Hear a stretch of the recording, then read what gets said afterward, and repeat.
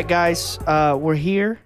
We are doing Regression Episode 2. Woo! Let's do it. So just a little bit of context. Like last time, Nick is going to be narrating. Mm-hmm. Now we have producer Alex with us on the microphone who can be chiming in and adding context as well. Yes. But the main thing... Thank you. Yeah, no problem. I very much appreciate that. He literally went, thank you. Thank you so much. And, just obviously I was like literally there. The guy who we're reading about is my father. His name is Christopher Bledsoe. And in 2012, he experienced literally an entity who called herself Hathor.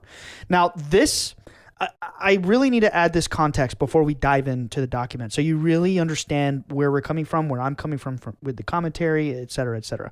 So, in 2012, Dad saw this entity, and here's the thing: after his hypnotic regression in 2008 or 9 or whenever they did the investigation, the hypnotist suggested like you'll remember everything. Right, that's right. I remember that. Henceforth. Yeah. And like when he saw the lady in 2012, he was conscious.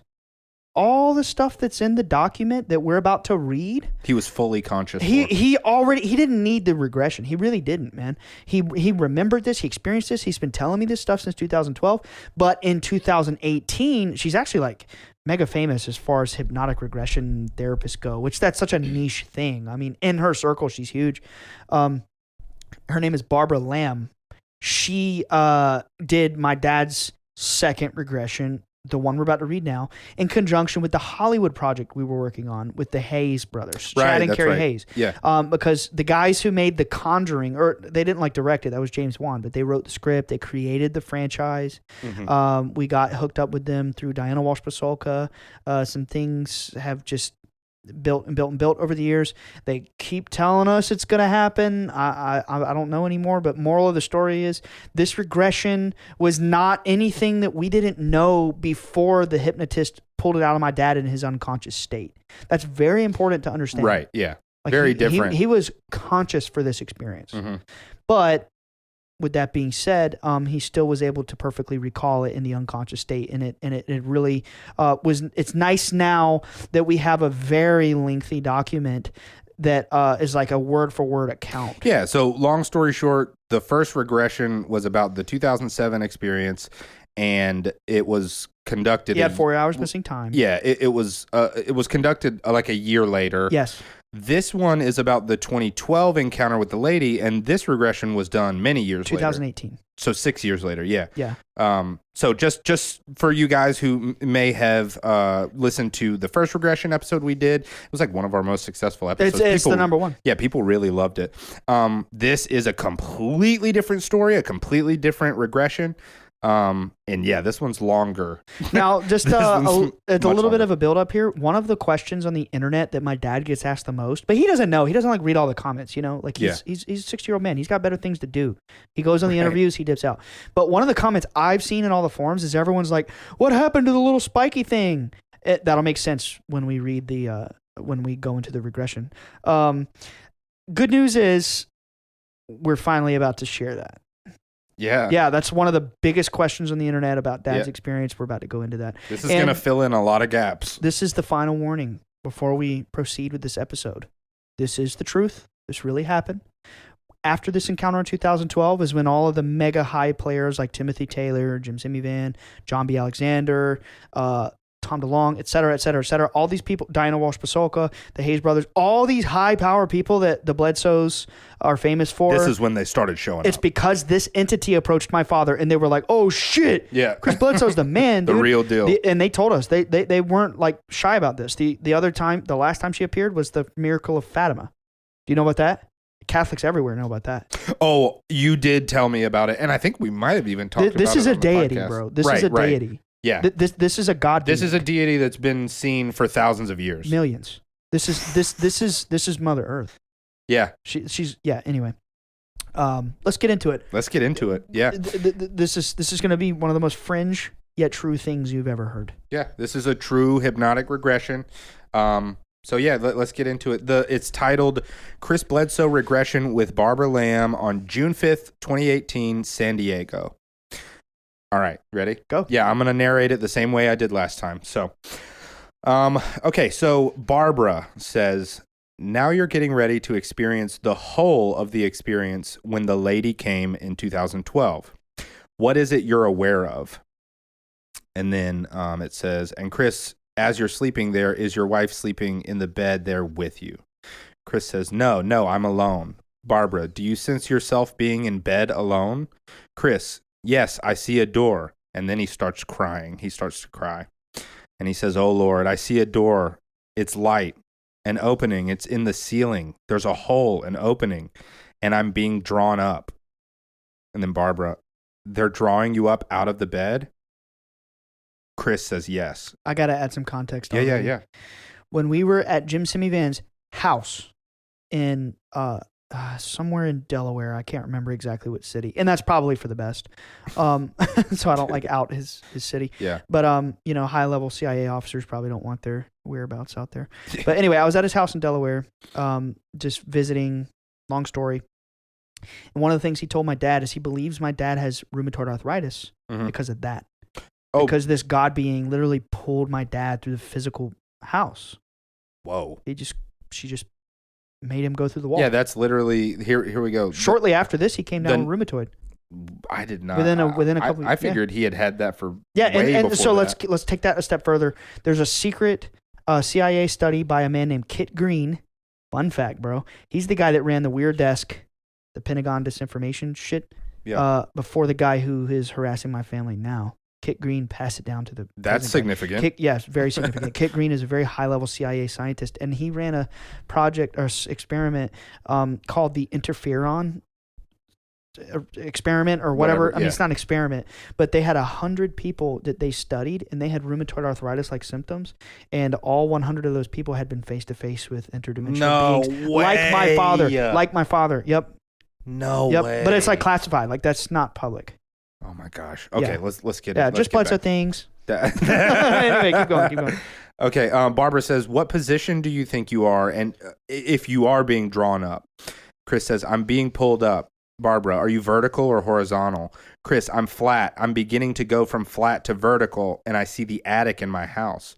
Barbara, and do you stay there? Chris, no, I'm being pulled higher and higher to the light. Barbara, are you being pulled up right up to the ceiling? Chris, towards the ceiling, I can see the rafters in the attic. I can see the attic. I can see all this stuff. Barbara, is there any light in there? Chris, just the light that's pulling me. And is it continuing to pull you? It pulls me higher and higher and higher and higher.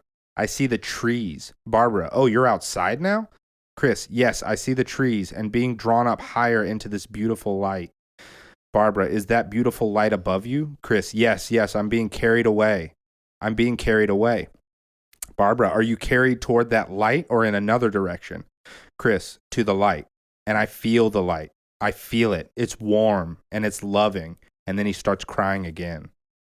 Barbara, it really moves you, doesn't it? Chris, yes, the energy. It's a wonderful feeling. And I can feel this beautiful presence, this wonderful presence of love. Barbara, and is it very large? Chris, it's pretty large. A door. The light is like the size of a door. That's what it looks like, a doorway. And I feel it. I feel its wonderful, loving feeling. And I hear these voices telling me I'll be fine. They're telling me not to be afraid, that they're here to guide me, to help me. Barbara, and as this is happening to you, who is telling you this? Chris, I see these 3 figures. They're beautiful and they're glowing and they're standing in the light. He begins to cry again. They're welcoming me to the light. Barbara, so does it feel like you're actually going into the light? Chris, yes, I'm being pulled into the light. They're calling me. They're beautiful. They're glowing. They're very tall and glowing. Loving. Barbara, and how many are you seeing? Let me add a little context here real quick. Yeah. When this first happened to Dad in 2012, I'm not sure if it says it in this regression, because literally she's like guiding him with questions and whatnot. But like when it first happened, we talked in great detail about it. And what happened was these beings that he saw in like 2008, they had a more like fleshly look, right? Yeah. But when he saw them in 2012, at least what he told me in person, literally for the last 10 years or whatever, they basically like derobed their flesh and they were made of shining light. Like the fleshly appearance was an illusion. Oh, it was like a cloak. It was like some. It was like a robe. It was like a hood. Whoa. It was like they removed a hood and they were made of pure light. Listen, I From the wasn't. start, they've been light beings. What's up? Are we talking about like the armor or the suit that they wear? I think we talked about that kind of in the last. I'm saying they freaking transfigured, kind of like it describes in the Bible. Like Jesus all of a sudden becomes a light being. You ever heard that? Yeah. Right. That's what they did. It's Wow. the same beings that took my dad in 2007 when they were with him in 2012. They just like removed their Listen, appearance and they were light. I was not going to say this because it's for another episode, but I have to right now. We're a few minutes into this, and there's already been like 5 or 6 things that are like exactly ripped from Kingdom Hearts. Like literally, like a door to the light is it's literally Kingdom Hearts is the door to the light, and in Kingdom Hearts, light and love are the same thing. And he's literally saying this warm, beautiful, loving light. Bro, Dude, the cloaks that you're describing, they wear the cloaks They wear black cloaks. to traverse the void. They're the 13, right? Yes, dude, I'm telling you. All right, that's for another episode. Anyway, let's get back to this. This is already so wild. Yeah. Okay. Okay, yeah, so Chris, there are 3 of them. Barbara, does it seem like you've ever seen these beings before? Chris, yes, I've seen them. I know them. They're the guardians, the angels. Same ones. They're the same ones that came when I was sick. Barbara, and did they help you when you were sick? Chris, yes, they came when I was sick. When I was crying out, they came. They took me into the light and they're back. It's the same beautiful loving. They're angels. They're standing above me and calling me. Beautiful and loving. Their presence is so amazing, and I keep their presence within me. I feel that connection. I've never forgotten that. That's how I know they're here.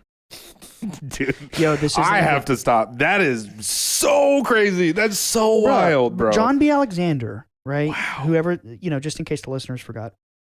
That's the guy that George Clooney is representing in The Men Who Stare at Ghosts. Right, yeah. He was at he literally wrote about, I put this on Instagram like yesterday or the day before, the clip of him talking about it on Jeffrey Mishlove, one of the biggest paranormal psychology programs out there. It's crazy that my dad was talked about on there, and there's no mainstream press. It's crazy to me. Yeah. And anyway, John B. Alexander was on the Cape Fear River with my dad, and my dad said, they're here.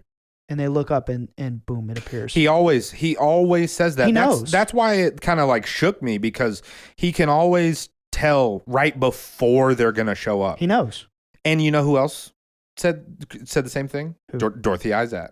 In her Yeah, documentary, yeah, she can yeah, feel. yeah. She said she could feel like a tingling, Yeah. like a vibration or something. Yeah. She could always tell when they were about to appear. That's what shook me so much reading this right now, because I'm like, I've seen him do this. Yes. I believe. It's so wild. Okay. He's never been wrong about it either. I've never seen him be wrong. It's He'll really always wild. tell me straight up, if we're not going to see anything that night, he'll say, I don't feel it tonight. Yeah. I've never seen him be wrong on that. Mm-hmm. Oh, one more thing. Yeah. He, this is not in the document, but he's been telling me this since 2012. That night that they took him to the lady, he said that they kept putting it in his head in some way or another that they're like his brothers. I've never heard you say. I've never heard that. Like to his soul. There's a lot of shit I ain't said yet. But Okay, let's go. if you remember from the first document, it said that they brought a soul from another place and put him in this. Oh life. yeah. So why not? Yeah, they could be his brothers. Okay. So Barbara says, so they've welcomed you into the light, and you're there now with them. Chris, yes, I'm in a bubble. This bubble, glowing bubble. What does that sound like? Glowing bubble that they're there with me. Yeah, that's what I'm saying. Yeah. Or like Glinda the Good Witch. Barbara, is there anyone else with you as well? Chris, I only feel these 3 beings, and they're telling me to come with them. I have to go with them. They have somewhere special to take me. Barbara, now before you go with them, can you describe what these 3 beings look like? Chris, yes, they're very lovely and tall, very tall. Much taller than I am, 7 foot maybe. That's like exactly what he said before. Yeah, he always says that.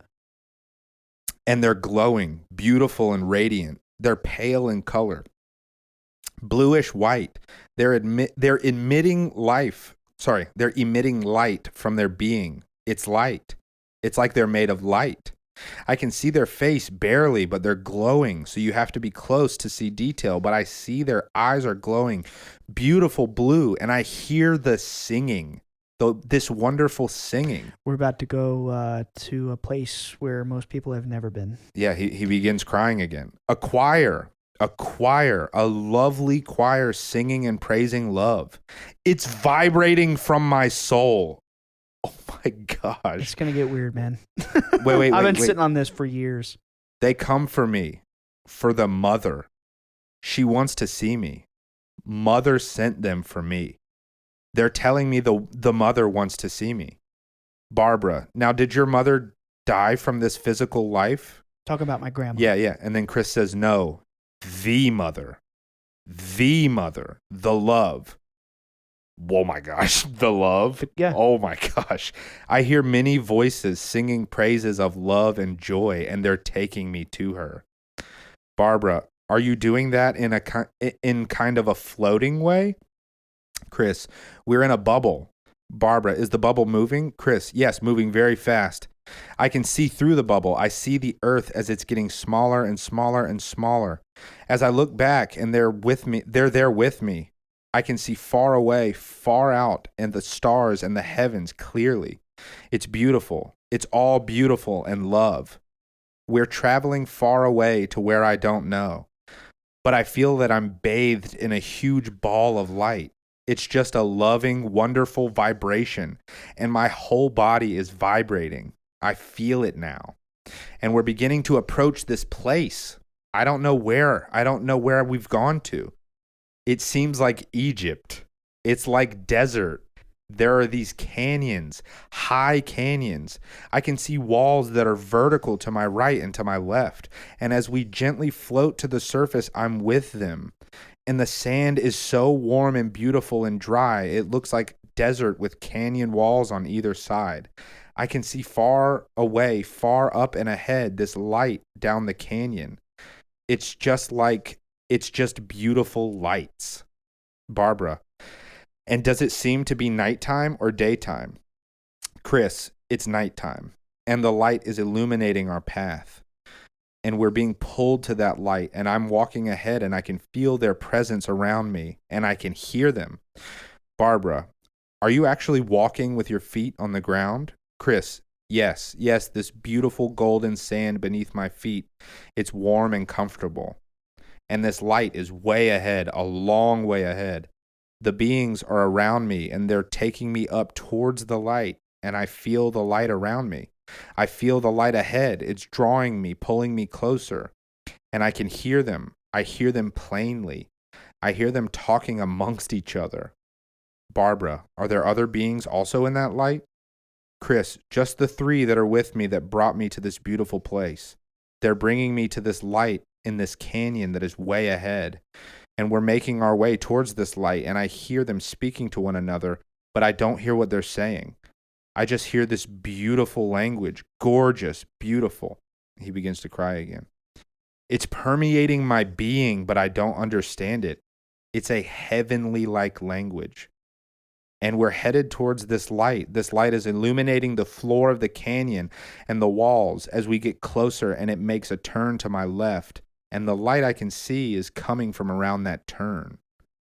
It's so bright, it's illuminating our paths, and we're not seeing the light yet because it's around the bend. And we're being drawn closer. They're taking me with them or walking with me, bringing me to this beautiful light, this beautiful bluish white light. And then Barbara says, and is there any change of temperature as you get closer to that light? Chris, it's just beautiful, warm, and lovely. My feet, I can feel this beautiful golden warm sand. It's so comfy beneath my feet. And the light's drawing me in, and I'm so curious. I'm not afraid. I only feel this love, this beautiful feeling of love. These beings are still talking. I can hear them singing this wonderful singing in a language I don't understand, but it's almost a choir. Barbara, their talking is almost a choir? Chris, yes, it's the way they talk. It sounds like it's a choir singing, but I don't understand it. I can feel this new presence that I felt before. And we're beginning to go around this curve, and I can see this light. It's way up ahead coming from the end of the canyon. Let me pause there for just a second. Yeah. Could you imagine having this experience And then the CIA, DARPA, blah blah blah, showing up on your doorstep and prodding you for the rest of your life. Could you imagine? Can No. you imagine how I feel? I couldn't even imagine the first part. I can't even imagine. I can't imagine any. I mean, this is really, really mind blowing. Like, It's about to get even more mind blowing. I mean, because you know, I've known you a long time. I'm very close, But I don't to you really and your talk family. about this. But I mean, you talk about it, but like hearing it from the mouth of the man who literally experienced it, and hearing this like regression, hearing him experiencing it again. Yeah, That's like being there. Yep, it's like it's literally like being there, and oh my gosh, man, this is so wild. Oh my gosh. Okay, I'm gonna continue. As we turn this curve, it's a dead end, and high up on the canyon walls where the lights are coming from, beautiful shimmering light sparkles and radiance that's causing me to tremble. And as I get closer, I can see this. It's her. It's her again. Barbara. And what do you see of her? What does she look like? Chris. It's the mother. It's the lady. She's calling me back. She's beautiful. I can't describe the beauty of this loving, most loving mother. She's high up on this niche, standing in front of a huge stone chair that's carved within the canyon walls. And she's standing in front of it, in front of this huge chair. It's much bigger than her. It's huge. It's very powerful. She's glowing, He very told me beautiful. that in 2012 Really? about the chair. He I don't- kept getting these yeah. flashes in his mind, I never heard about the chair. like her kind of like being on a throne in an Egyptian canyon. And he kept saying she's Hathor, and she told me the hidden one is Amun-Ra and Pitta. My gosh. And then I looked up Egyptian mythology, bro, and that checks out. Wow. My gosh. This is Keep in mind, at the this is- time, I was a Pentecostal Christian. Yeah. So could you imagine the ego death I had? Yeah, this is literally, this, I could totally see this causing you a complete Talk ego about like, death. yeah, dude, it This did. just completely flies in the face of everything you've been taught your Yeah. entire life. Yeah. Or told, not really taught. But the yeah, crazy told. thing, go ahead. I'm so excited to listen to this one again and edit it. Just Yeah, this like is... because you have to listen to this, I think, a couple times to just completely digest. Like I'm absolutely blown away. I don't really have.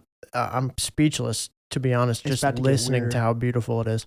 Well, I'm kind of like playing around with the idea of putting it out there, but I'm just afraid of people editing it. But I mean, ultimately Editing what? that. But if they find it on our website or Oh, something, the document? Dude, yeah. don't even put out the document. This is the document. Oh, facts, you, dude, you facts. Don't, this is it. Like this the is ancient Hindus, they transmitted the Bhagavad Gita by word of by mouth. word of mouth. Yeah, or like Homer. Okay, cool. Yeah, I can vibe with that. This is it.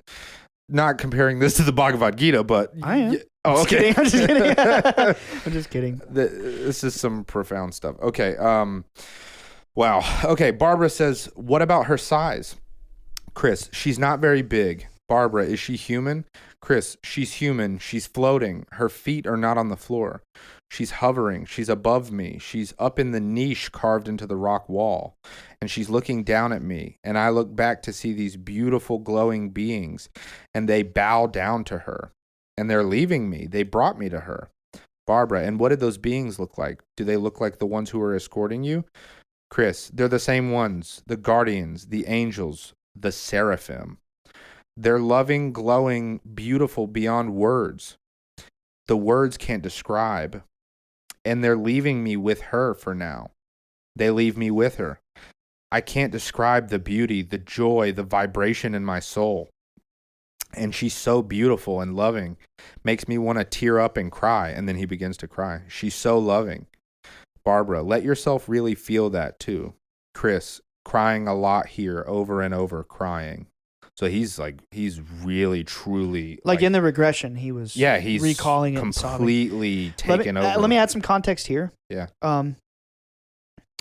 After Dad saw the lady in 2012, for like the first, I don't know, year or 2 or 3 or something like that, anytime it was brought up, he would sob. It was like there was extreme residual emotions from it for years. It affected his soul so powerfully, but like in a positive way. Oh, of course. He It's cried obvious. for years if it was ever brought up. Actually, some of our CIA friends would kind of like not mock him in a mean way, but it was a running joke in the CIA, like, hey, don't make Chris cry, because his experience was so real and emotional. But no one could understand. Like, I mean, even reading this as eloquently as he is saying this in this regression, it's like, it's moving just hearing the words, you know, just hearing him describe what he's feeling. And like, if you try to empathize or sympathize emotionally, like, could you imagine feeling this like overflowing, overwhelming, like radiance of pure love and light as he's describing? Like, I've never felt such a thing, and it would move me to my core and make me completely emotionally break down in just complete, you know, overwhelmed stupor. Yeah. So yeah, like if somebody mentioned it going forward, it would bring me back to that moment. It's like, it's almost like the opposite of trauma. It's like, it's like a profound healing. Yeah. It's like every time he would hear that mentioned, it was like he was being healed again. It's like the opposite of trauma. Wow. Okay, Barbara, feel it and really receive it. Chris crying, oh God, oh Lord, words can't describe. Oh my God, I can't describe the love and the sadness she has for us all. She weeps with me. She's so beautiful. I just love her. She's beautiful, amazing. Her gown she's wearing is sparkly, glowing, beautiful, white, flowing gown. It looks like all the stars in the sky in this beautiful silky gown, dressed from her neck to her feet, and I see tears. I see tears in her eyes. You want to have your mind blown? This is, it's already happening. Yeah. What? Research Hathor. She's right now? No, not right now. But like, you know, remember, she showed up to my dad as a bull. She put the name Hathor in his head. Yeah. She had a gown that twinkled like the stars. Really? That's Hathor in the Egyptian myth. To the T. Dude, she and like the cow symbolism, I found this out later. Again, I had never heard of Hathor in my life, and neither had my dad.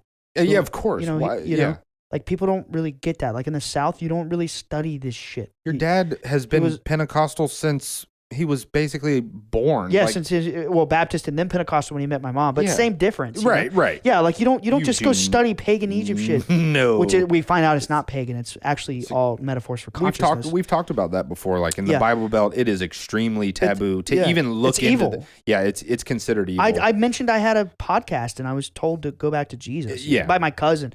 You know, I'm just saying, like, this is so out of pocket for my dad to come to me and say, I saw an entity last night. She appeared to me as a bull. She said her name was Hathor. She said the hidden god is Amun-Ra, which you find out is literally just means eternal consciousness. It's the light of all consciousness manifesting. Amun is the invisible part of consciousness. Ra is the visible consciousness. There, you have the secret. That's it. Anyway, so it's so crazy that when I went and looked up Hathor, she literally has the bull symbolism because in the mythology, her cow udders nourish the stars in the Milky Way galaxy. Oh, wow. Bro, she appeared to my dad in a star dress. You know, like that's just crazy. Also, the Milky Way galaxy? Yeah, like milk. Like, like udders, like a cow. That's really No, but it's just weird that she appeared that way, and then I've been digging, and it checks out. Oh, you want to have your mind toasted, man? She's also was known as the Lady of the Sycamore tree. What happened in my backyard after she? I think we might have caught mentioned. on fire, dude. I think we might have mentioned that before. Yeah. But hey, like, Lady of the Lake, Lady of the Tree. Yeah, it literally all lines up exactly to multiple myths. Some people in the CIA, maybe they were kidding. I don't know, but they kept making insinuations that my dad might be like. Literally, like, because they want to know, like, why is he having these experiences? They pushed us to look into our genealogy. Okay, this is gonna be some weird shit. I haven't said this publicly yet. I kind of like am a little uncomfortable saying it, but whatever. Maybe some people can dig on it for me. But turns out the Bledsoe family comes from Bledsoe Castle, which is where King Henry VII's mother was born. Mm-hmm. Like that's a fact. Like that's history. And my ancestor, who like his two sons are the guys that came to America, and that, like you can directly trace my lineage back to that castle. So Margaret Beaufort, who was a Tudor, which is like an ancient royal line. The Bledsoes in history were feudal lords. Freaking Henry VII and Henry VIII come from that line. And dude, if you look up King Henry VII in history, he really hired a genealogist to determine if he was descended from King Arthur. And the CIA came at my dad saying they think he might be a reincarnation of Merlin. Whoa. That's some crazy shit. I didn't make that up. Like, it feels weird saying it, but I mean, this is what people want to hear. If we're like the stuff that the CIA tells us in private. Yeah, I mean, it's not like you made it up. You were told that. Yeah. You're not just pulling this out of thin air. I mean, you were literally told that. Yeah. Weird stuff, man. You want to go even weirder, dude? We do have to. We're not even like a quarter of the way through this. Okay, go ahead. We should probably get back to this. Okay. I was about to really blow some minds, but This is blowing minds. Okay, hey, my wife's name is Jennifer. What's King Arthur's wife's name? Guinevere. That's the ancient. It's either Welsh or Cornish origin of the name Jennifer. Ryan means little king. King Arthur. It's an archetype. Okay, back to the document. Is that not weird? Ryan will never stop if we don't stop him. So back to the document. Not to discredit what you're saying. I do think it's very cool. Yeah, of course it's weird, cool. right? Of course it's cool. We got to stay on topic. We here. do have to stay. We can't take 5 minutes to shoot. We're reining you in. I'm in trouble.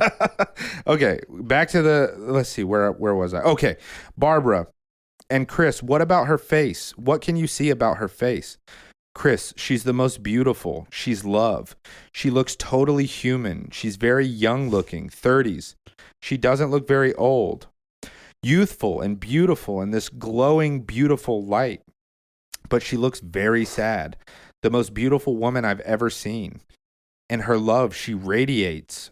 My body's vibrating from the energy that she's emitting. This light is going through my body and causing me to tremble. I'm not afraid. It's her presence. Oh God, she's talking to me. Barbara, be really aware of what she's saying. Chris, oh Lord, she's telling me that she brought me back to put secrets there, secrets that I would not know until the time is ready. She's telling me things that I have to stay my course, that I can never waver. Her and her angels will never let me out of their sight ever, and that they're guiding me, and I have to trust what I know.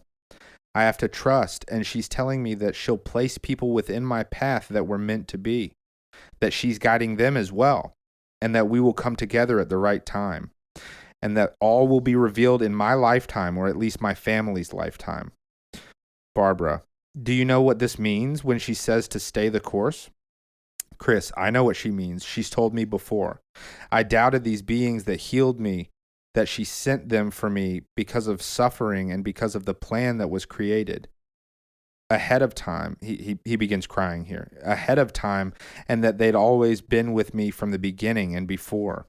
And that this time that we're living in is the time that was written about in the book of Revelations in the Bible and in the ancient texts.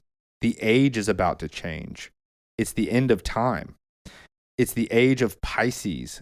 And the beginning is the new age and a shift in the powers. Every new age will bring in peace and the love of the mother and the divine feminine. And then it says specifically, he begins crying and trembling.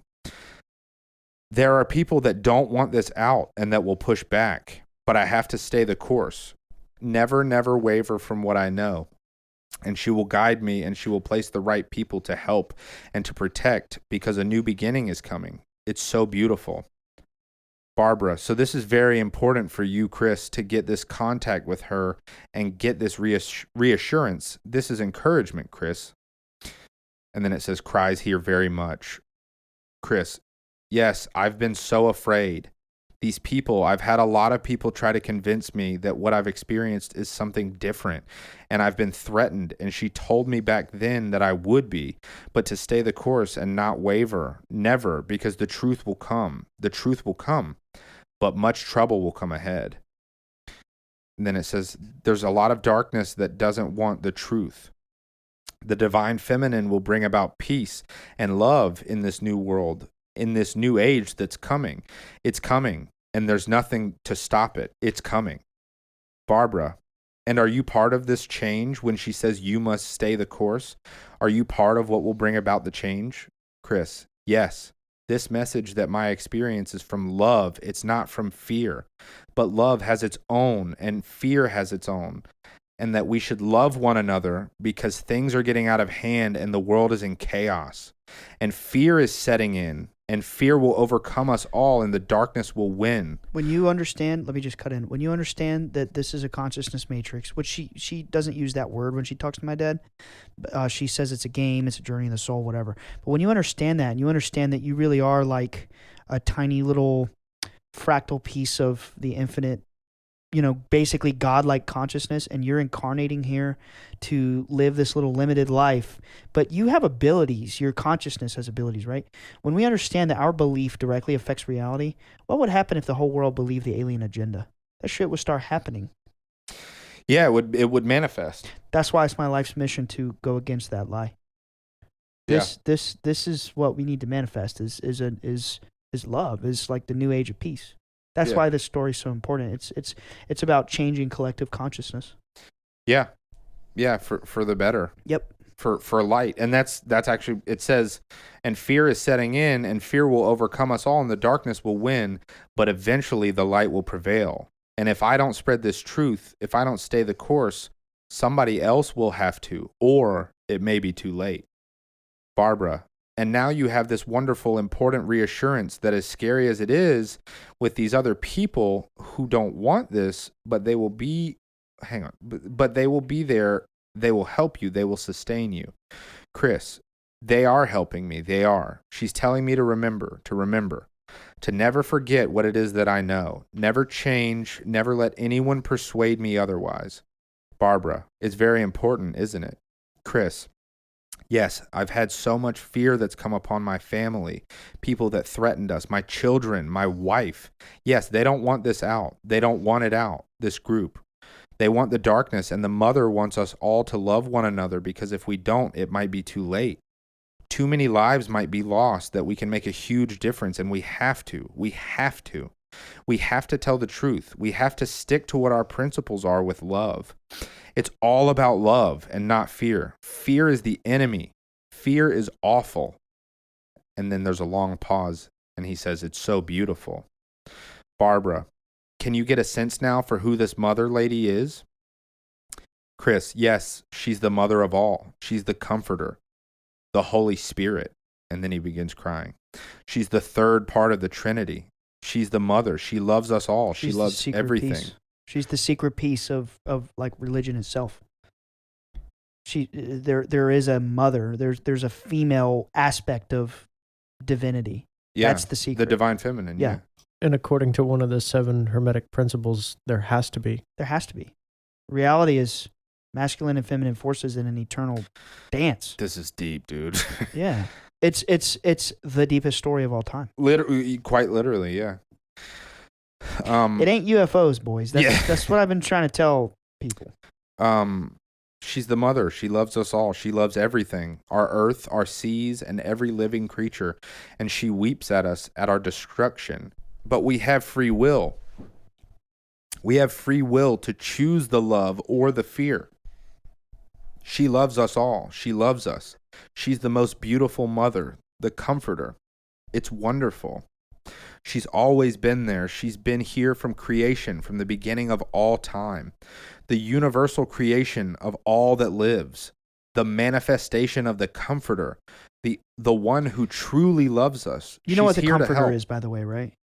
Like if you think back to your Christian days, I don't mean that in a weird way, but if you think back to like when we were in church in the New Testament, when Jesus, just a brief rundown of the story, when Jesus, he's like resurrected from the dead according to Easter, right? Mm-hmm. And then he walks around with them for like 40 days or something like that. Do you remember that? And then like the Pentecost, that's where Pentecostal comes from, is I believe the Pentecost is supposedly like 50 days after he was brought back from the dead with Easter and all that.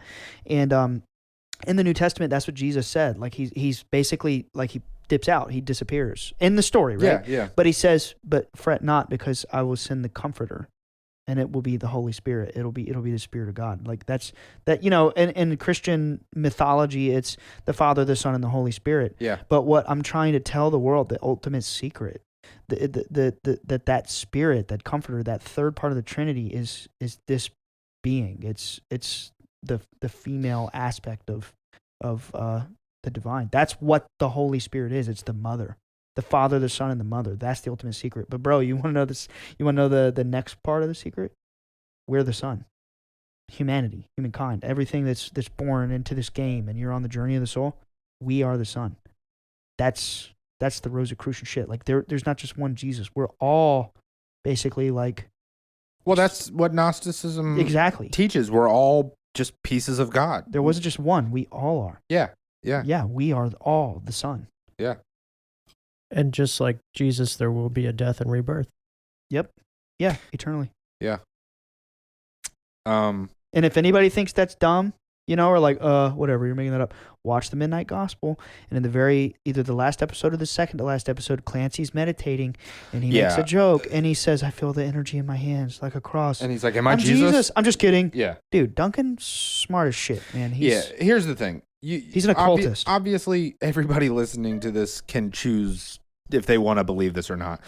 But like, there are so many. I mean, it's honestly, this world is saturated with material that talks about this same exact stuff. Yeah. So at the very least, is really, really profoundly interesting. Yeah. But we're not here to debate whether you want to believe it or not. We're here to talk about what's actually happened. Exactly. You know what I mean? Exactly. All right. Sorry. Carry on. The manifestation of the Comforter, the one who truly loves us. She's here to help. She's here to help us, to guide us. Barbara, and she will always be with you even if you don't see her. Every time she'll be protecting you and guiding you. Chris, yes, she has been. She told me she would. She told me she would. She told me during Easter when she came and she brought me back to give me these things, these words that would unfold as the time comes. She's the guide. She's guiding us all. She loves us all. Everyone and every living thing. Natural. It's so beautiful. Barbara and Chris, can you see or tell now why she has particularly chosen you to be doing this very important work? Chris, she didn't tell me why. She just told me that it was a plan from the beginning, before my beginning, and that they'd always been with me. She's always been there watching, guiding, protecting for this time. This time is now, and it centers around the new beginning, the new age. She's telling me that the people of this planet are making biblical scripture take place, and that they've given us the scripture through people, and that we are being guided. These people in power making this happen, some in a good way and some not such a good way. And those who are not such a good way to bring around the darkness, the dark force. And she's in fear of our suffering, of it being so great that she's coming to warn us. It's here, it's now. Barbara, does it seem like the dark forces are particularly active now? Chris, yes, now more than ever, plotting and scheming to take away our love. And when we lose that, we are living in fear, and it's over. It will not be good. It will not be good, and it's coming quickly. The earth is out of balance. I think we went into the age of Aquarius in 2012, and they did all that ritual programming, making us think the world was going to end, to kind of like Mandela effect the collective consciousness, and make that year ritually significant as like a marker for the age of Aquarius. The earth is out of balance. Our vibration is totally linked. Our vibration is totally linked to her and to this earth, and into love or fear. And as we are in fear, our vibration drops to a lower level, which throws every living thing, every tree, every plant, every creature, including this earth, its vibration is off, and it's beginning to shake and tremble and self-destruct. We have to change that. We have to change this fear. We have to change it. We have to bring love into this earth, into this world, into our hearts and our minds to bring about peace. Never look at the fear. Never talk of negativity. Never bring it into our lives. Remove it completely from us to stop this negative vibration from going on. If we don't, it's going to be a major loss because the earth is encoded, she says. The earth is encoded. It's part of its makeup to rid itself of negativity and darkness, and that it's a process that has started that only we can stop by love. And with love, we can awaken into a new love and a new world of peace, which was foretold. It's so beautiful. Barbara, so it's very important for you to do this work and to inspire others to do the work. Chris, crying very much here. Yes, yes, she's bringing us together for this time. She's bringing us together. This is the plan. This is part of her plan, and I have to stay the course. I can never waver and not look at the fear, never give in to the fear, and never change for what it is I know. To stay my course, and she will be there, her and her angels. When there are dark forces lurking about, physical and non-physical, that would be attacking me and this family, put the trust in her and the lights that appear. It's a higher vibration. And I can never change. I know, I feel it. I feel that euphoria that I feel when I'm in her presence. Barbara, and you can go on feeling that from this point on. Chris, yes, it's so beautiful. It just makes me cry. So sweet. This is not from sadness. It's from joy, her joy. But I'm afraid for the people and from what they showed me, the images of what could come is not good. We can change it. We have to. We have to be in love. We can't be in fear. Never in the fear. Barbara, so do you know from her the way that you are to help? Chris, I'm helping. She's guiding the natural way. It's what they do. They guide us. They care for us and every living thing they created. They tend to it and they nurture it. And these dark forces are so scary. And I've seen them, the physical and non-physical. Barbara, so your connection with her, the mother, is going to be continuing. It has always been continuing and will continue to as well. You probably have more meetings with her, do you think? Chris, yes, she's always there when I feel that feeling. It's her. Everything's a part of her that we can all feel that if we open our heart. We have to shed all pride and greed and find that joy and humble ourselves. And we'll find that we can find that higher place. It's so magical. We can walk with them. We can be like them. They want us to awaken. And we have to now before it's too late, before too many are lost. Barbara, so the project that you're doing with Lori, is that very much part of what you're supposed to be doing? Chris, absolutely. It was her. She's created this whole thing, and she's protecting everyone involved. She's with us all, and she's with you. She's brought us all together for this information that has to be given. And very many will accept Now, granted, right here when he's saying she, he's not talking about Lori. He's talking about this entity. Right, yeah. I just want to clear that up. And very many will accept it. A lot won't. But we have to try. We have to try and spread this love and this message. That these lights, that there is other life. Not just here, but everywhere.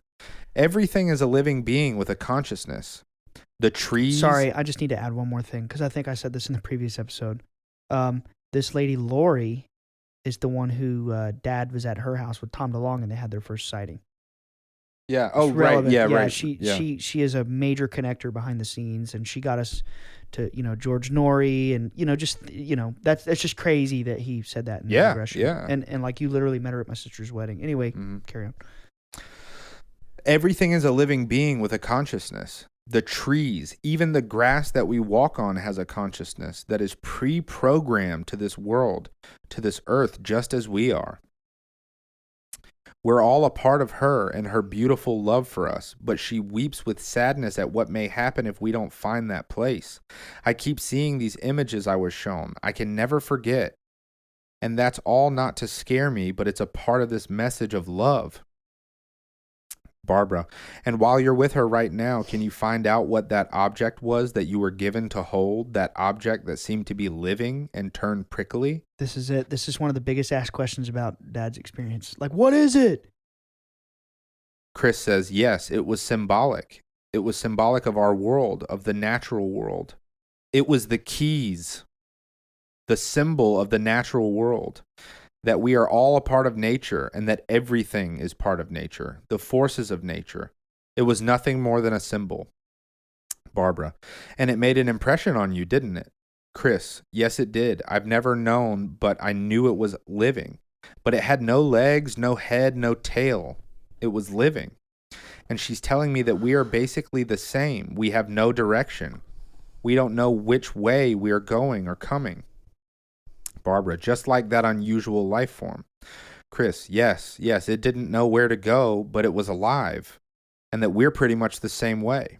We're blinded in fear. It's what's blinding us, keeping us from awakening. And it's destroying Are you guys getting the message here, listeners included? Like, fear is literally the thing that is destroying consciousness. Fear is the mind killer. Fear is the mind killer. Fear is the devil, basically. Fear itself. Yeah. The egregore fear. Think about it like a spirit. Yeah, we talked about that. Think about it like a wave of energy that when you feel fear, it jumps on you and it stays on you and in you. You got to shake that shit. The Bible mentions like that demons latch onto you that way, like when you have negative emotions and feelings. And I mean, there's a ton of Gnostic texts that suggest that like dark spirits can only latch onto you if you are afraid. Think about this. You ready? Yeah. Freddy Krueger, Pennywise, whatever, Jeepers Creepers. What do they all have in common? They feed on fear. They feed on your fear. They literally feed on your fear. Yeah. Yeah. There's so many like dark mythological creatures that like their whole thing is they feed on fear. I mean, I hate to bring it up again, Kingdom Hearts. That's literally what Organization 13 does. Oh, really? That's what that's how they manifested bodies in the first place. Oh my God. They made people fear and to be then fair. Yeah. I haven't really played one of those games through since I was 12. Also, it just shattered my mind that it said it was symbolic of our world, the natural world. It was the keys. Like Kingdom Hearts. Like the kingdom keys. Keyblade. Yeah, you have a key on your arm. I literally do. And in Kingdom Hearts, the kingdom key is used to unlock the door to all light. All light. The source of all light in the universe. We're doing a whole episode on that. I keep bringing it up. No, it's okay. It's cool. It's just it's wild awesome. reading this right now. Like this, basically every single thing that we've read is it's archetypal. It's mentioned in literally so many things keep coming to mind as I'm reading this. I just want to impress on people's minds that my dad started talking to me this way, and it's taken me 10 years of research to figure out all that shit that was put in his head is out there somewhere. Be honest. It's real. At first, did it seem completely cuckoo? Like when? No, I always believed my dad, but I never always accepted the lady thing. Really? Because I was a Christian. That's kind of what I mean. I was a Christian. When I said, did you I thought find it was kooky, a being. I didn't think it was like a God being. I was referencing the lady. So you had your doubts at first. Let me clarify. I always knew it happened. I always accepted what my dad told me. I had a very hard time dissolving my old belief system to fully like accept that as the truth. Yeah. Kind of like Luke Skywalker, search your feelings, you know it to be true. It's like I knew it deep down. I never doubted my dad. I always believed, but I didn't always accept. Yeah. I didn't always vibe. Like, man, I don't care about divine feminine. That's whack, bro. But like, yeah, now you got that new age drip. Yeah, I got that new age drip, son. I'm all about Yo, matter of fact, I'm all about it now. Yeah. Yeah. For sure. I love the lady. Shout out Hathor. Shout out the lady. Shout out Hathor. Thanks for putting this all together. Thanks. Love you, baby. Yeah, for real. Anyway, sorry. Okay, where was I? Okay, yeah. It's just like that unusual life form. Yes, it didn't know where to go. It was blinded in fear. It's keeping us, it's destroying the planet. Oh. This earth is alive and it's becoming out of balance because we are doing it. The humans are doing it through fear and negativity. We have to change that. War and rumors of war has people in fear. And the fear is growing. And the earth is becoming more and more out of balance, which is not good. I hate the fear. Oh, Lord. Barbara, and can you know from her about the other beings, who they really are, where they're really from? Chris, there are many beings, many kinds. There are those that have a very bad agenda for humanity. They prey on us, almost parasitic, and attaches itself through fear. Wow, we literally That's just why said I say that online all the time. That's why I say it. People are always like, proof? You have proof? Yeah, my dad taught me that. And they come in all sorts of ways. They come from above, and there are those that live among us that we hardly recognize. There are those in the sea. These beautiful beings live in the sea, and they protect us, but they're not bad. Benevolent. They watch over us.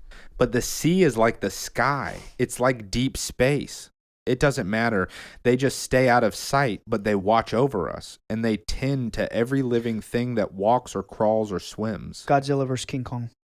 Gotta watch it. You'll understand that. That they're showing you the symbolism there. You saw it, right? Yeah. Dude, they go deep down into the ocean and shit, and it's like another world. Yeah, they go through a portal. Yeah, literally a portal. Yeah. It's crazy. And there are others from other worlds, other dimensions. Spirits of our loved ones exist among us. Yeah, like our ancestors. That's an ancient concept. Oh yeah. We just have to find love. But I don't know who they are. I don't know. I've seen some. I felt the fear from some. Barbara, some of the other beings? Chris, yes, because they don't want this message. They don't want the love. They don't want her message out there. But the lights, these beautiful orange, the burning ones, they're the ones with the triangle. The good ones, the ones that helped create us universally. Hold up. That's Gnostic. That helped create us. It's a very Gnostic thing. It's like there's the God above all that's like out of sight. Which is you basically never see. Consciousness. Right.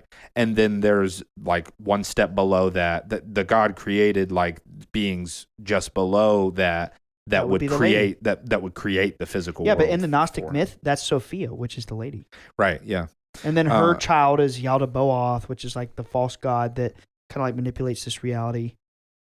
Sorry, it's just It's so wild. The good ones, the ones that help create us universally and every living thing. We have to evolve. We have to awaken. They tend to us like we're in a terrarium, like a farm. And she loves us. They love us. But there are those that will come that don't. And that's why the guardians will keep those at bay. But we have free will, and that's our choice. There are other things that I can't remember what she told me would come in time, at the right time. Barbara, but in the meantime, you were to be bringing the good in, the lights to counteract the dark. Is that right? Chris, yes, that's the course I have to stay. And if we don't spread the light, the darkness will overcome. She's the mother. Barbara, so does that give you any inspiration now to carry on and stay the course? Chris, absolutely. Yes, it does, and nothing can waver that. I'm willing to go, to give what it takes to do what I have to do. Barbara, and not buy into the fear and darkness. Chris, never buy into the fear. Barbara, and that's quite a challenge when you and your family are getting threatened. Chris, yes. Barbara, but if you keep remembering about this wonderful mother and the other beings who pledge to be with you always, that will help in dealing with the fear. Chris, yes, she's always there, and I know they are because they come when I cry out in fear for my family or for myself. They're always there. They're always near. They hear everything we say, everything, and they direct our lives. If we allow them to, we would have to allow them to. That's the key. That's the key. People are always like, well, why don't I see anything? Because you don't allow yourself. You're so damn skeptical all the time. And, I don't mean to be offensive to the people who really want to see. Mm-hmm. And they are so, like, desperate to believe. But, like, the thing is, you just got to realize this is what my dad has taught me since I was a little kid. Because I used to be that way. That's when I had that mind-blowing experience when they, like, mooed like a cow. I think we talked about that in a previous episode. I think it was the regression episode, maybe. The first one. And I always was like, well, why do I only see the lights in the sky? Why don't I see an entity up close like Chris Jr.? He didn't even want to be there. Why don't I? And Dad was like, son, you got to chill. Your time is nothing compared to their time. Yeah. Yeah, they're infinite. Yeah. Just because, you don't see them right now, you want to see them, oh, they must not be real if I don't see them. Well, you got to slow your roll, dude, because... That's also an extremely skeptic standpoint, so and like egotistical. So you're already closing your mind. Exactly. Just by having that approach, like, oh yeah, if they're real, why don't I see them? You're already you've already closed. You're in the wrong vibration already if you think like that. Like you got to open yourself. First of all, you got to humble yourself a little bit because these are kind of like they're godlike beings. Yeah, if you're starting this off by like seeing these videos and being like, oh yeah, that looks like a plane, and you're like, I really want to see these things, but I just can't believe it when people don't have I won't right believe it kind of until videos. I see it. Yeah, it's like, okay, how about believe it first. Yeah, like Naruto said. Like Naruto said. You need to fix your consciousness Yeah, a little bit. believe it up front, or at least just open yourself to the idea. Allow yourself to entertain it. At least just say, like, you know what? Maybe I'm just being way too skeptical. Like, maybe I should do some research on my own and see what this is really about. You know, maybe this really is real. And just open your mind to it. And then, you know, that's literally what this is saying. It's like you have to be open to it. So here, let me if you just, you know, when you basically like silence your ego and get it in check, that's when the magic happens. And it's no different with the phenomenon. Don't think you're going to outsmart them. You're not. Yeah. Okay. If we allow them to, we have to allow them to. If we don't, we're on our own. And that's what she asked of me. She didn't make me. She asked me, would I do this? She bargained with him. That this is my burden that I must bear. I'll never change. Now that burden is obviously telling his experience right. to the world, which he's been doing, and I'm doing it now with him. I'll never change. There's been so many to try and convince me from every angle, from my family to churches to friends, but I will never change. Barbara, they tried to convince you not to talk about these things, Chris, and to not believe that it's good. Dark forces come and try to tell me that I'm wrong and that it's bad, that it's demonic, that it's evil, it's negative, and threaten me at times if I don't change. But I will never change because I cannot not tell the truth, because I've made an agreement that I must stick to. It's the Watchman. She gave me the scripture of the Watchman. I can see beautiful images. Okay, so does it say what the scripture is?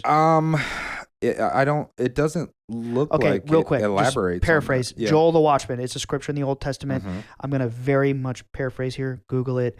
Joel is like this dude in the old times who basically, someone told him, like, if you don't blow the trumpet that the enemies are coming, then all the blood of the innocent who are slaughtered will be on your hands. And that's what the lady told my dad. Like, if you don't go out and tell your story, because let's add a little bit more context. So, when my dad had the experience in 2007, it was so horrifically traumatic after the abuse we received. Literally, they got a CIA plant, James Carrion, to make the documentary MUFON. They tried to ruin our lives, and for a while it did. I mean, we were the talk of the town. People hated us. Not only did they disbelieve us, they hated us, and they mocked us, and they ridiculed us. It was you know, it was traumatic. So Dad was quiet for 5 years. He didn't ever want to talk about his story ever again, but in the back of his mind, it was like a thorn. It was like what Morpheus told Neo. It was a splinter. Like, Dad knew he had to tell it, but he fought it for 5 years. And anyway, I call it 5 years of darkness. And that's what the lady said. Like, if you don't go out and tell your story, that you know, the burden that we've given to you, if you don't go out and tell your story and bad things happen to the world, blood will be on your hands because you kept your mouth shut and you didn't share your experience. It's literally like when Morpheus showed Neo the future that would exist that kind of technically currently existed, but showed him where it would, like, if you don't fight for it, if you don't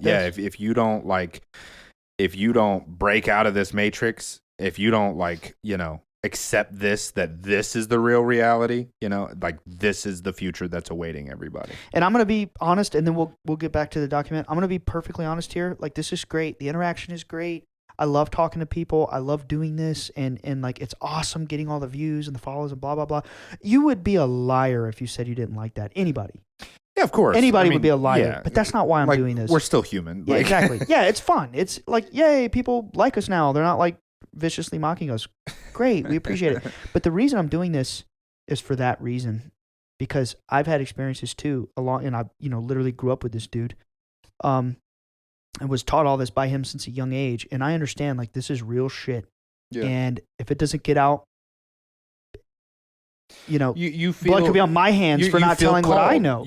You feel called to share this. I'm very compelled to share my life's experience because literally, man, it could be said that I'm a whistleblower for government abuse. Yeah, for sure. I mean, it could be said, but here's what I think is interesting. And it was just said. I think there's a common association with, like, having, like, you know, so you say you feel called to share this message, right? I have no choice. Yeah, it's so it drives me nuts. I'm not doing just it. just speaking from my perspective as, somebody who grew up in the Bible Belt or whatever. There's this common, like, at least among some people, there's this negative association with like evangelists, right? Yeah. With like yeah. people, and they say they're called to, share this story or whatever. But here's the difference. They are literally evangelizing fear. What is the story that they tell? They say you're going to burn in hell if you don't do exactly this. Yeah. You're going to burn in hell forever. They're literally, it's like a fear cult. And like, I don't want to offend anybody if like, I believe in love. In love. I believe in love.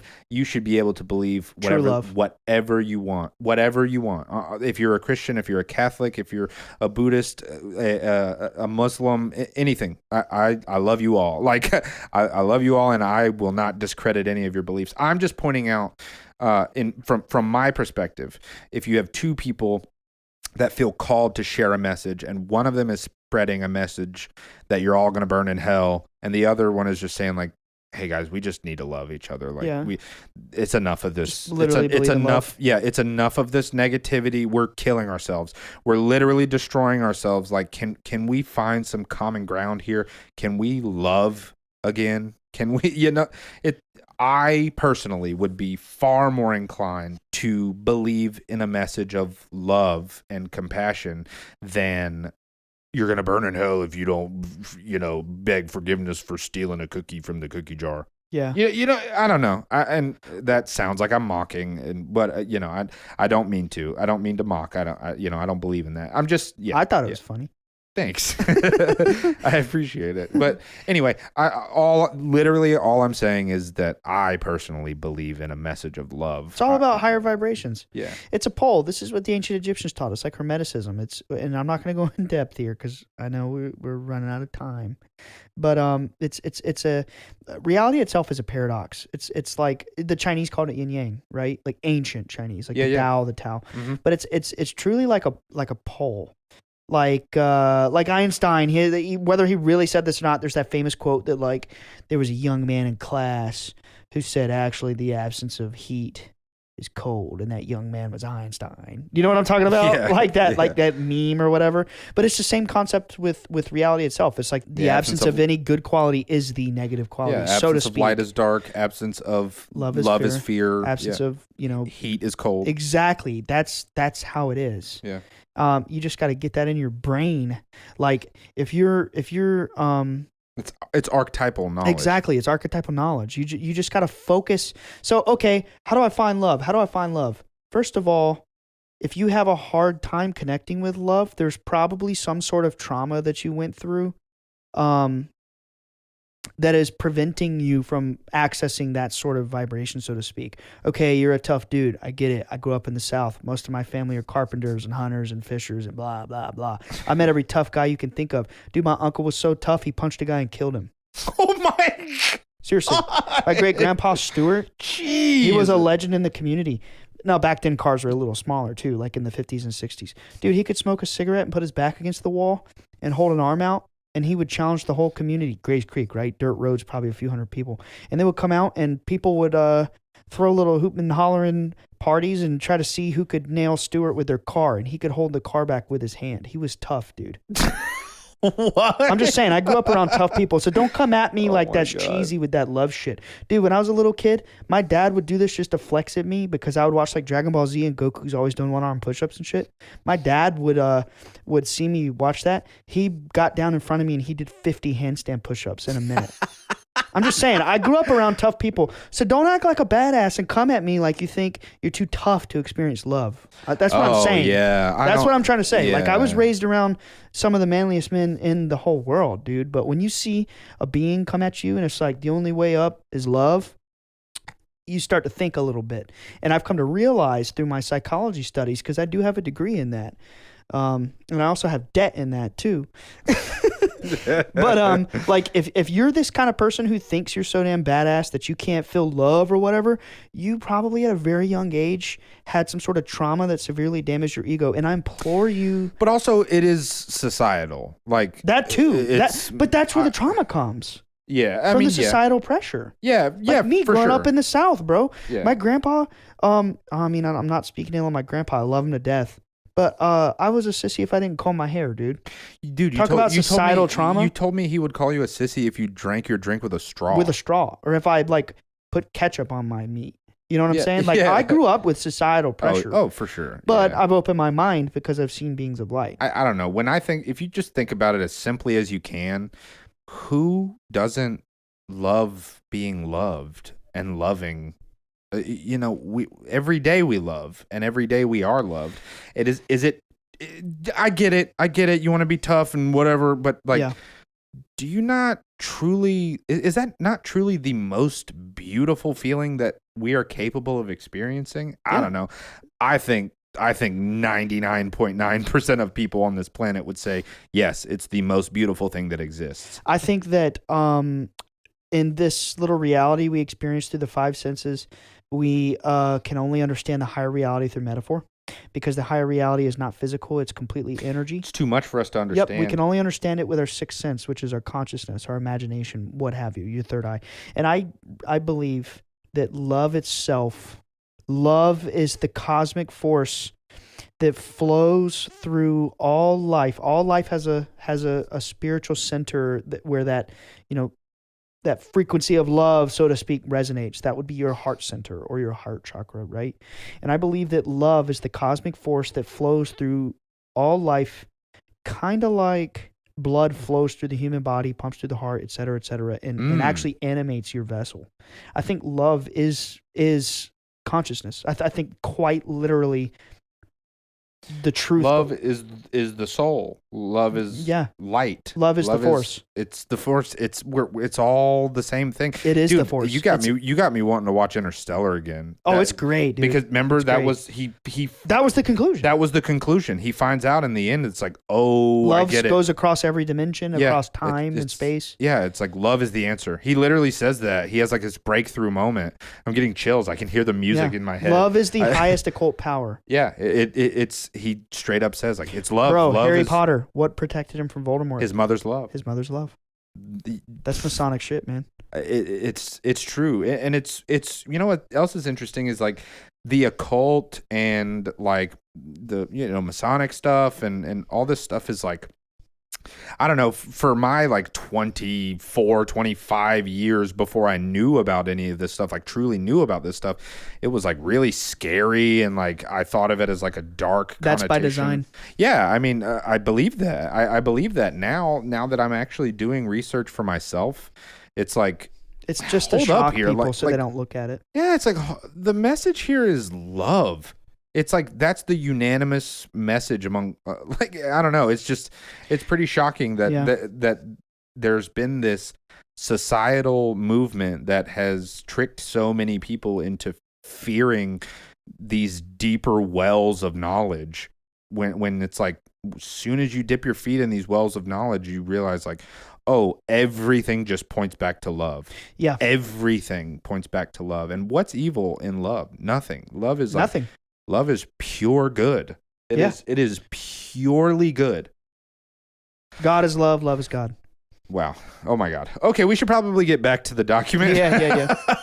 We got to finish it at some point, but this is just this might be my favorite episode we've ever done. This is just extremely profound. Good. Like extreme. This is hopefully the listener will feel the same way. Yeah, we might have to split this up into 2 episodes. We'll see, but okay. Let's get back to it. So the last thing Chris said was, it's the Watchman. She gave me the scripture of the Watchman. I can see beautiful images. Barbara, do you feel like you're still there in the canyon with the lady now? Chris, I feel more that she's inside of me. Barbara, she's always with you? Chris, yes, she's always with you too. She's with us all. She's with anyone that will allow her. All we have to do is seek. Barbara, and is there anything else that you need to see about this experience? Chris, no ma'am. Barbara, let's just go now to the very finishing of this experience where you find yourself back at home again. Chris, I'm awakening at home. Barbara, where are you when you're waking up? Chris, back where I was in bed. Barbara, is your wife there? Chris, no, she's not there. She's in the house, but she's not there. Barbara, so you're waking up the normal way you always wake up. Chris, I'm waking up with tears from what just happened, the most amazing experience. Oh God, words can't describe. Barbara, just notice too, while you're waking up, are you in your normal sleeping clothes that you went to bed in? Chris, no, I'm fully dressed and I don't know how. I don't know how I'm dressed, but I'm barefooted with clothes on. This is so strange. Barbara, just go back a little bit just for general interest. Go back to how it was that you happened to be fully dressed, just how that occurred. Chris takes a deep breath. Barbara, obviously you were returned. Just see how it is that it happened, but you were fully dressed. Chris, when the door opens, I hear their voices and they come in directing me to get dressed. Barbara, so they came into your room. Chris, yes, they directed me to be dressed. Barbara, and do you know why? Chris, I don't know why, I'm just getting dressed. Barbara, you can ask them if you like. Chris, because they're taking me. They want me to get dressed to go with them into the ceiling. Barbara, oh, so the getting dressed happened before you were floated up through the ceiling, through the attic, and the roof up into that bubble. Chris, yes, they came into the room, and I crawled back into bed, and that's when it pulls me up into the light. Barbara, so you're fully dressed at that point in bed. Chris, yes, they did it. They directed it. Barbara, I see. So maybe it's very appropriate that your wife wasn't right there because that would be an unusual thing for you to do, to get fully dressed and then go back into bed. Chris, yes, and they knew she wasn't there. They are all knowing. Guardians. I literally said that earlier. They're omniscient. Barbara, is there anything else, Chris, that you've been wondering about this whole experience, about the beautiful mother or the other beings? Chris, at this moment I can't say. I feel as if I'm on fire. Holy Spirit is described in the Bible as a fire. Damn, I didn't think about that. That consumed, that like in your veins. It's yeah, literally, plus she literally said she's the comforter. Well, and he said earlier that she's the Holy Spirit. Which is the comforter. Right, It's yeah. the same thing, yeah. Yeah, but like the Holy Spirit is like, going to like the churches I've gone to, they describe it as like a fire. A holy fire that you're inviting into your body. Yeah. Dude, For Today mentions it in many of their lyrics. Like that the Holy Spirit is like a fire. Yeah.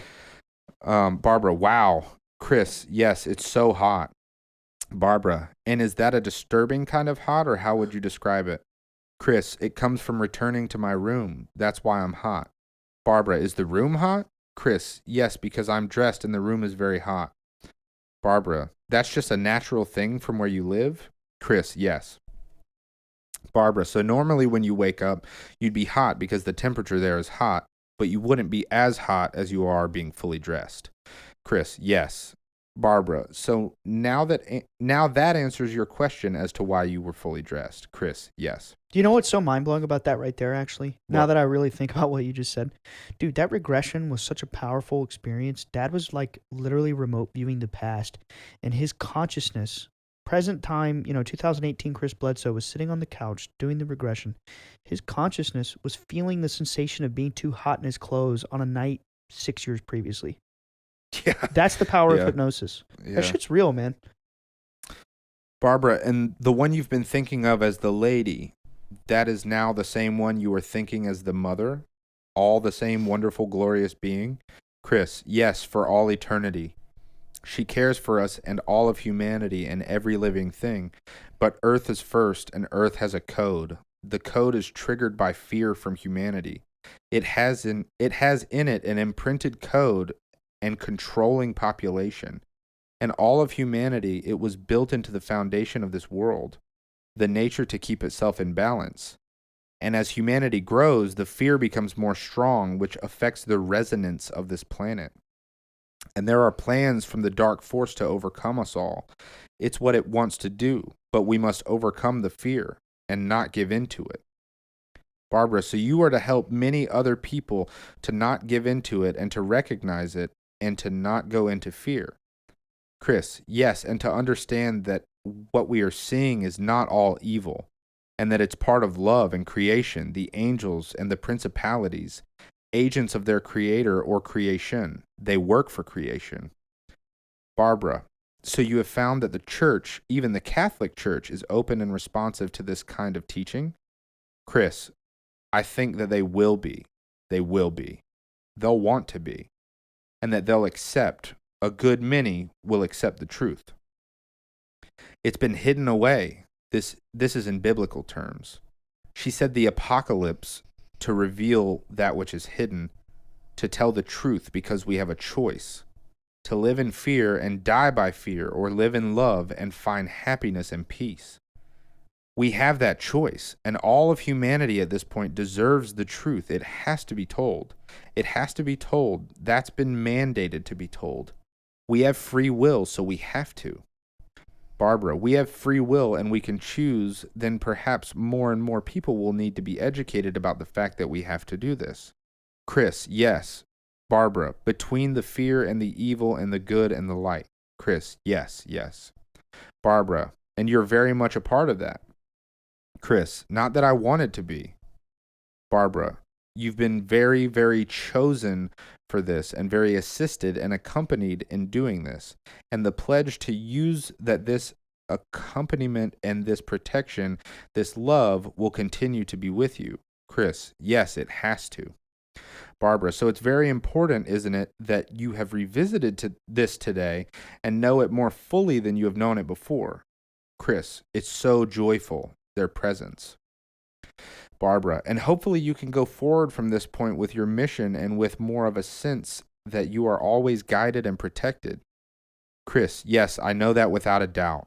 I know that, and that's why they come when I call. Keep in mind, one of the people employed by the Pentagon in this little ragtag group called the Weird Desk. That's a Pentagon position where literally, and people should be furious over this, but they literally, their job is to smear people like my family who have real experiences, anything that's weird but like true. Yeah. Because the powers that be, the military industrial complex, whatever, the Pentagon, they don't want that shit out. They don't want anything that threatens their, worldview.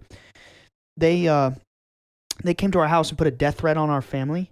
And just like it said in that regression that we're all, my family and, many others are always protected, an orb appeared and scared that dude away and he never came back. I remember that story. Yep. Let's see. Chris, yes, I know that without a doubt. I know that, and that's why they come when I call. When I'm afraid and I call, they come to reassure, and they come when others need help out of love if we ask them to. Protectors. Barbara, so the others, they really need to call to them, don't they? Chris, yes, everyone does. Barbara, so do you have the sense that there are many, many wonderful beings too, just willing to help and waiting to be called to? Chris, yes, many throughout this universe, throughout creation.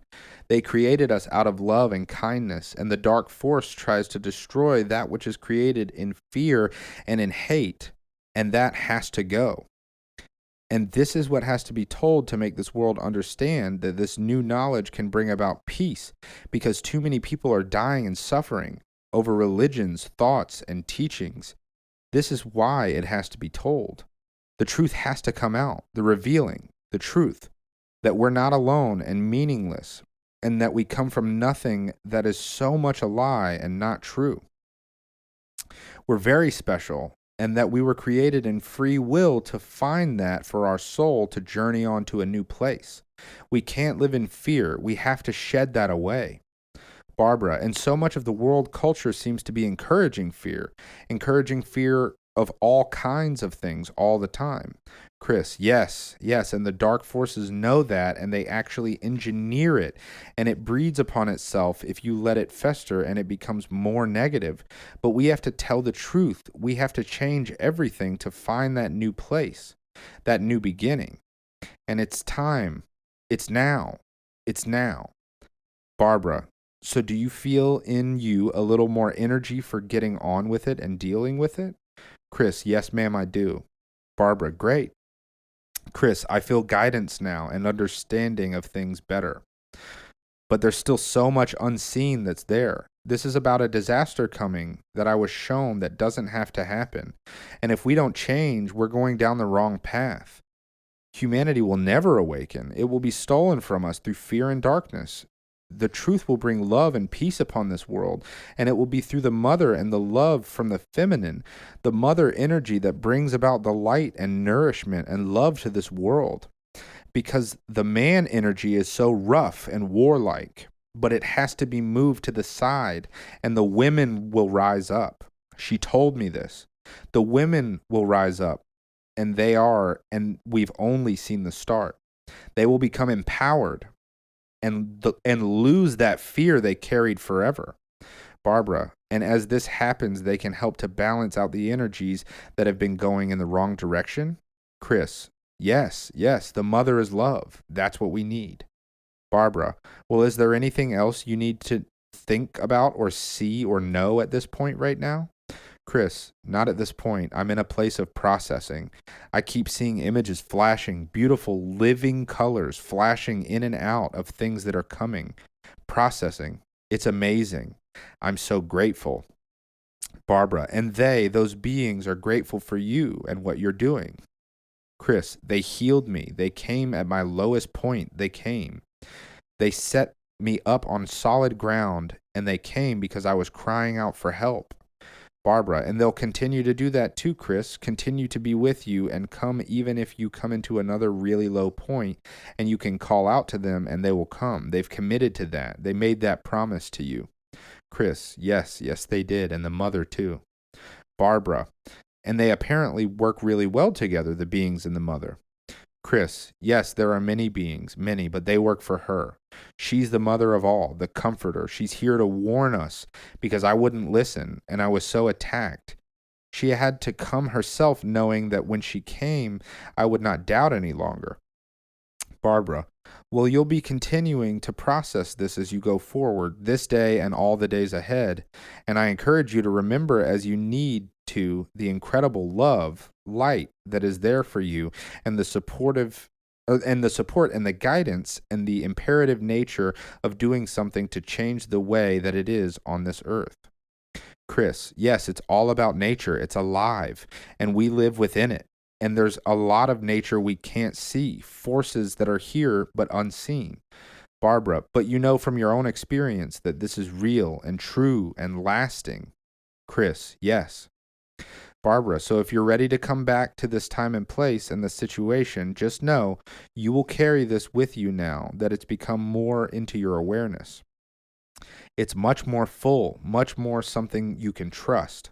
As you carry on with what you were carry on with what you were here to do. So anytime you wish, you can just close your eyes and feel again by remembering it. Feel again that incredible light and love and caring that you experienced. It's there for you always to experience. So at any moment, you can choose that. You can choose to experience that again. This will be a very big help in continuing on with the work that you're to do. You can always ask for more protection for yourself and your family and those you really care about, even though they have said that the mother has said she and they are protecting you anyway. But if you feel like asking for it, that's fine. They will hear it, they will receive it, and give you the love and protection for you and those you care about and those you might worry about. They are just here, waiting and listening and ready for you and all of us to ask for help. So I'm going to bring your attention back now to this time and this place. I'm going to be counting from number 1 to number 5. And when we get to number 5, you'll be feeling more light, alert, refreshed, awake, and able to sit up and get your bearings and become more clear, more adjusted to the here now, and be ready to go on with the rest of your day. And then she starts counting. Yep, and that's it. And that's the end. You know, something I thought was really, really cool at the end there is that he mentions that she said that nature is what we live in. Nature is living. And it's alive. Nature. The way I read that in my head was that like nature is the Matrix. That's exactly right. Quote unquote. Nature is the collective consciousness. Dude, that's it. That's what we live in. Listen, we live in nature. Listen, this is what Dad told me. God is nature. Yeah, that's what. There's not God, just collective consciousness, exactly. nature, There's not the one Matrix. God. There's not like a being sitting on a throne. Yeah, that's not the highest reality. The highest reality is when you look at all of nature and all life and all beings. The farther you zoom out, the farther you see there is a harmony to all life. Mm-hmm. You might not see it. You might look at the anthill outside and it's chaotic. But, Right. You zoom out to see the whole city and all the cars are going to and fro and traffic. Think about the circle of life and like the food chain. It's and harmony. Literally every living thing on the planet, somehow, some way, they contribute. They contribute to each other's lives. They affect each other's lives, even if they don't know that they do. It's like the Greeks taught that the universe, Plato, Pythagoras, they taught, I think it was Pythagoras, taught this, like the harmony of the spheres, like the celestial bodies and everything is music, it's musical notes. The ancient Hindus taught it's all a dance. It's a cosmic dance, Shiva, but this universe is harmonious, dude. It's not random. It's a system. It's like it's like the butterfly effect. A butterfly could flap its wings and affect something on the other side of the planet. Exactly. Like every living thing is connected on a web. In ancient India, they called this Indra's web or Indra's net. And every node, like every intersecting piece of the web in this metaphor has a drop of dew. And if you shine a light, the light reflects on every drop of dew on every node of the web. All of reality is connected. It's fractal consciousness. It's literally, man, the human body, if you divide the sections of the arms and the legs and the finger joints and everything in nature, if you divide the sections of it, it's the mathematics for spirals, which literally just means fractal patterns are constantly manifesting in nature, dude. That's sacred geometry shit. Yeah. 1.618. Huh? Yeah, 1.618. Exactly right. That's 1.618. why I was going hard on the paint yesterday in sacred geometry, because that's God. God is not just the manifestation, but the manifester as well. God is both the visible and the invisible. Amun Ra. Amun is the invisible, the breath we all breathe that connects us, life, our consciousness. But Ra, that sun symbolism means everything that's visible in creation, the light, the grass, the trees, the leaves, everything that is visibly created is as equally God as the invisible creation. Yeah, it's just like God is everything. It's just like the document just said. It even the blade of grass has consciousness. Yeah, it's everything we're is all the God, same. dude. But listen, here's the difference between fear and love. You ready to get metaphysical, man? You ready to really? I'm about to put on my New Age hat, and I'm about to really show people that I do have New Age drip. You ready for this? Do it. Fear is the thing that causes energy to repel. Think about it. I fear you. I repel you. Your consciousness and my consciousness. If we fear each other, we avoid each other. But if we love each other, we become in harmony. We hang out more. We want to talk more, play games, record a podcast, whatever. Strong love forms a bond that causes a harmony between consciousness, right? But fear is the opposite. It dispels consciousness.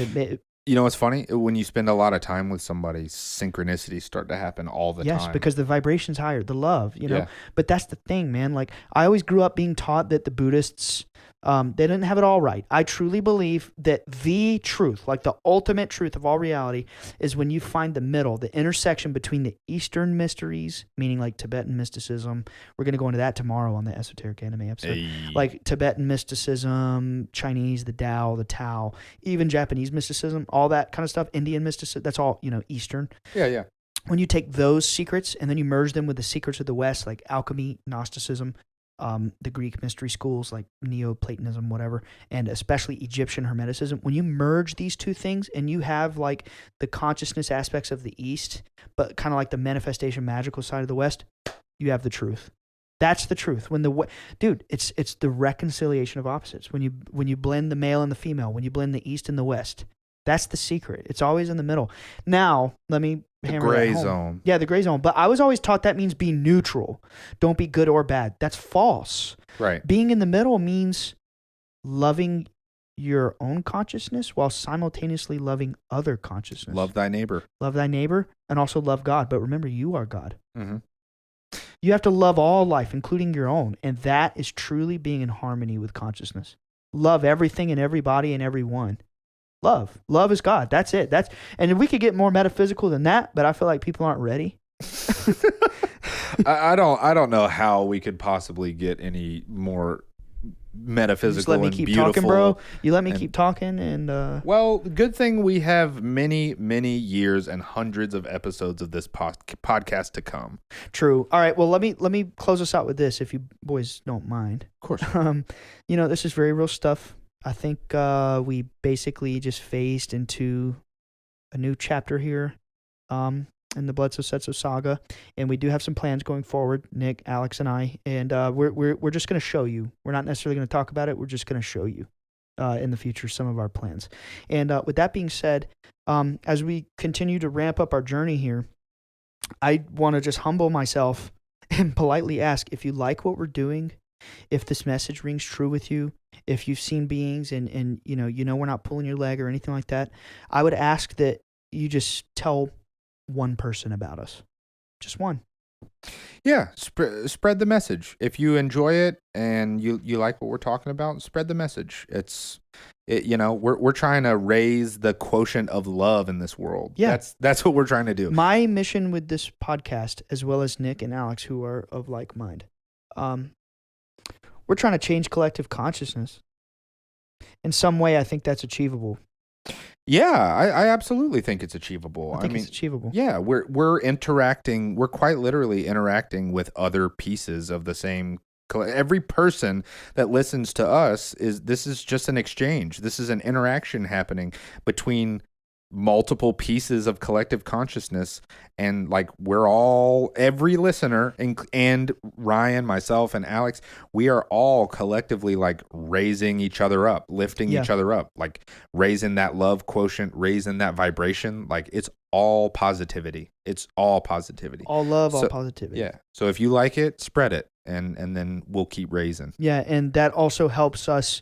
The more we grow, the more we can invest in this project and just make it bigger and bigger and bigger and bigger. It's just a cycle. And the love from you guys, we take that and we channel it into more love into the project, and it helps us. But ultimately, if you enjoy the content, it helps you. And besides, it's true. Yeah. It's true. It's all true. Anything else? I'm good. Alex, close us out. Bye, guys. Bye, guys. Bye, guys.